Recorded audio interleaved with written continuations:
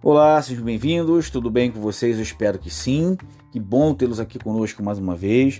Eu sou o Dr. Paulo Roberto Costa, fisioterapeuta do Instituto NeuroAlpha, em São Paulo, e eu trouxe para vocês aqui como primeiro tema, como tema inaugural, tá, do nosso podcast relacionado à fisioterapia traumática ortopédica, a epicondilite.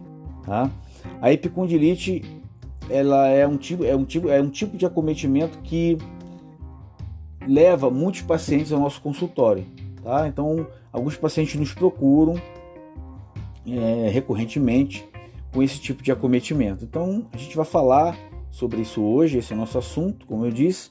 Então, a gente vai explicar o que é a epicondilite, como identificá-la e como tratá-la, tá?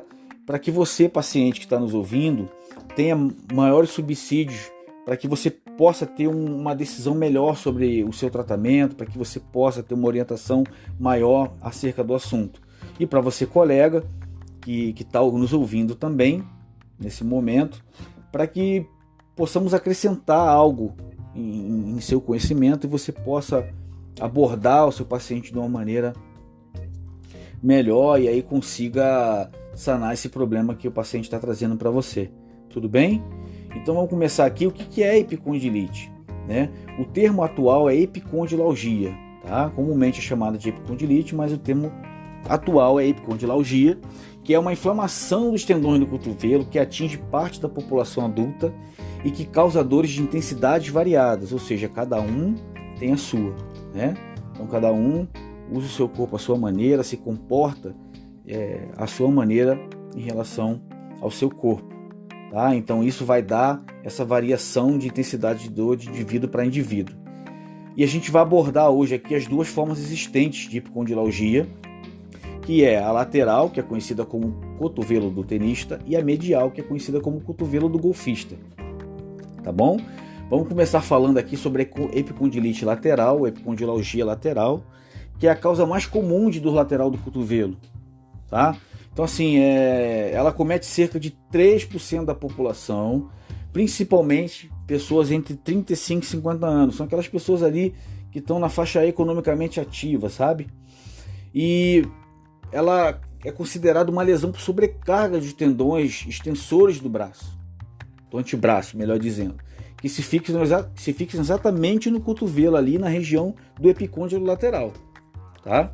Então, os sintomas desse tipo de lesão de acometimento, ele pode, em alguns pacientes, em torno de 20%, persistir por mais de um ano, né? Devido à individualidade, uns vão ter esse tempo, outros menos, outros vão ficar tendo a dor indo e voltando, né? A dor vai sumir de repente, sem que ele faça nada, mas essa dor, ela vai, nesse grupo de 20% de pessoas, ele vai persistir por mais de um ano, esse tempo mais ou menos aí.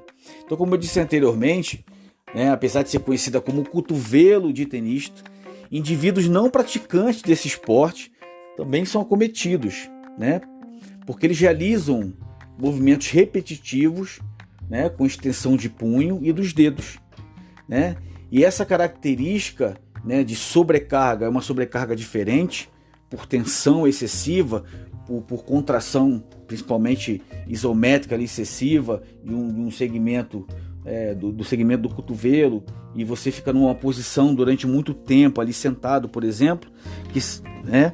Então eu estou falando especificamente desses profissionais que ficam muito tempo submetidos a um comportamento de ficar sentado frente ao computador, digitando por muito tempo, numa cadeira ruim, num ambiente de trabalho inadequado, ou às vezes até bem, ergonomicamente falando, é bem adequado, só que devido a essa característica individual de cada um, o paciente acaba desenvolvendo dor dependendo de algum tempo, a intensidade do trabalho, se tem mais ou menos trabalho, isso tudo pode colaborar para que o paciente desenvolva esse tipo de acometimento, né? Então,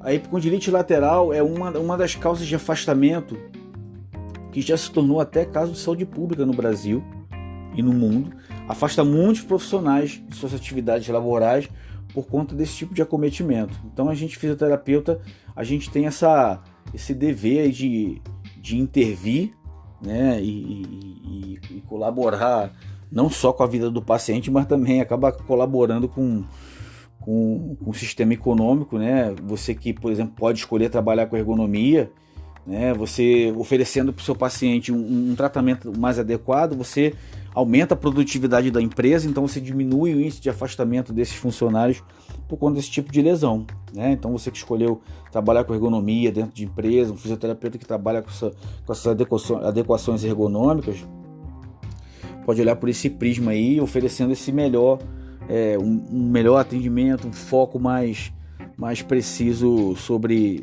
esse tipo de acometimento com o paciente, melhorando essa produtividade, como eu disse, da empresa por conta do não afastamento desse funcionário, tá? E a epicondilite medial, né, ela é conhecida como eu disse, como cotovelo do golfista, ela acomete praticantes do golfe, né? Por isso que ela tem esse nome, né? Assim como o tenista tem. Mas ela também acomete, por características próprias do esporte que essa pessoa pratica, praticantes do remo, do beisebol, do futebol americano e pacientes de alguns esportes, por exemplo, como que atuam na musculação, que é o halterofilismo, por exemplo, e o fisiculturismo, que utiliza a sobrecarga para ganho de massa muscular. Então, assim como a epicondilite lateral, a sobrecarga na articulação ela é muito nociva, né? Eles realizam treinamentos muito puxados, muito fortes para poder desenvolver bem a musculatura com o objetivo, cada um, o halterofilista tem o seu objetivo e o fisiculturista, lógico, tem o seu objetivo também. E dentro de cada, como eu falo, só para exemplificar essa questão do comportamento, cada um está utilizando o corpo à sua maneira, mas ambos vão influenciar nesse segmento, que no caso é no epicôndilo medial, tá?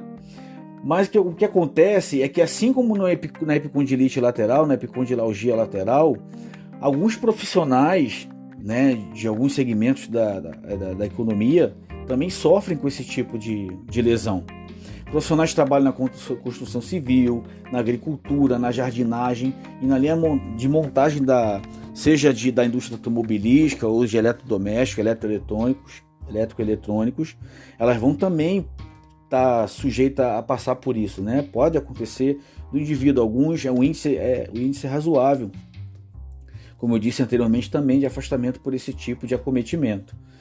E também é causado por essa sobrecarga, né? Então a sobrecarga, nesse caso, diferentemente do primeiro exemplo que eu citei, né, que são os esportistas, é essa sobrecarga de tensão muscular, né, por mais que pareça que não está fazendo, né, do movimento que a pessoa tem que fazer, por exemplo, apertar um parafuso, apertar usar algum tipo de ferramenta específico, em que ele tenha que utilizar muita musculatura ali do antebraço, do cotovelo, e isso possibilita um movimento repetitivo. Então essa repetição ela pode levar esse paciente a esse tipo de comportamento do corpo.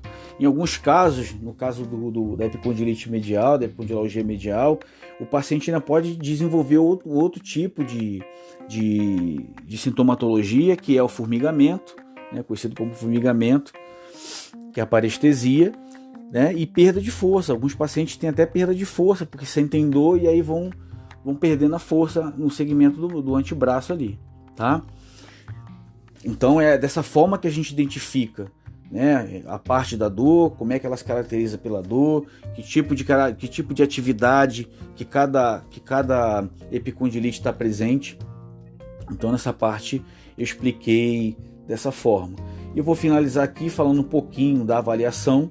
A avaliação ela sempre deve ser feita de maneira criteriosa, respeitando o histórico do indivíduo, ela deve ser individualizada, tá? A gente faz essa avaliação física considerando todo esse histórico do paciente, a atividade que ele realiza, o tempo que ele fica exposto a essa atividade, né? Se for um esportista, observar o gestual dele esportivo.